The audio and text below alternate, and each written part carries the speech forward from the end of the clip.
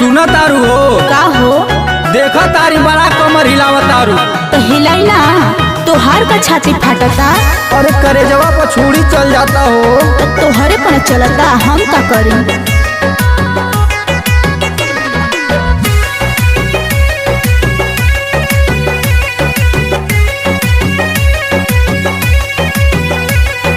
सड़िया उठाई जब नाचेलू ये गोरको, नाचेलू ये गोरको, नाचेलू ये गोरको।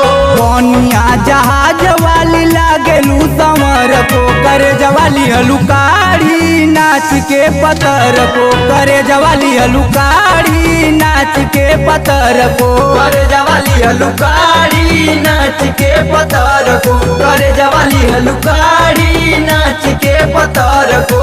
अखिया के कजरा तोहार लगता झगड़ा करा दे, तू तो मिसाइल लगतारू हो। लागब ना, काहे न हो? सुनो सुनाओ।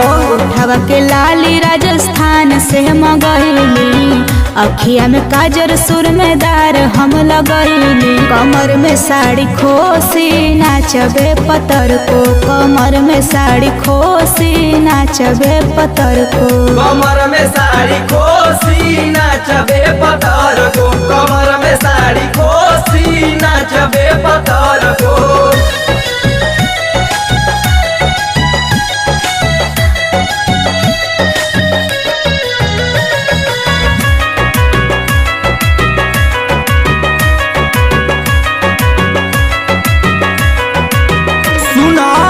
करेलू शिकार मुस्की मार के ये गोरी, कमर हिलाई दिल कोइली हलू चोरी, कमर हिलाई दिल कोइली हलू चोरी, कमर हिलाई दिल कोइली हलू चोरी। नाय मनबो धरे दो उचेरे आकाश जैसे चमकेला तारा, अखिया गड़ाई ताकि करेला इशारा, अखिया गड़ाई ताकि करेला इशारा, अखिया गड़ाई ताकि करेला इशारा। झुमका पर लागत सबके गिरा देबू का? झुमका बरेली वाला पेन के निमान को, झुमका बरेली वाला पेन के निमान को, करे जवाली हलुकारी नाच के पतर को, करे जवाली हलुकारी नाच के पतर को, करे जवाली हलुकारी नाच के पतर को, करे जवाली हलुकारी नाच के पतर को।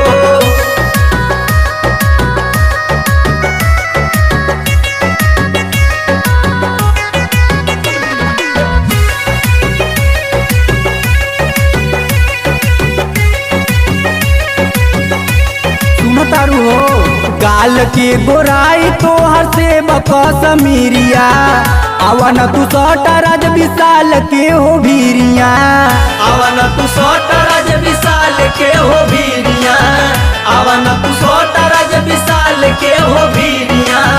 राह चलत मुस्की मारता रह, बाउर बारहन आनंद लाल रोबिन तोहरो, सजल समान बही लागल नइखे मोहरो, सजल समान वही लागल नइखे मोहरो, सजल समान वही लागल नइखे मोहरो।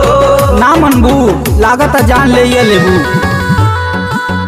जियरा रमेश के जराई दिहलु गोर को, जियरा रमेश के जराई दिहलु गोर को, करे जवाली हलुकारी नाच के पतर को, कमर में साड़ी खोसी नाचबे पतर को, करे जवाली हलुकारी नाच के संवर को, कमर में साड़ी खोसी नाचबे पतर को।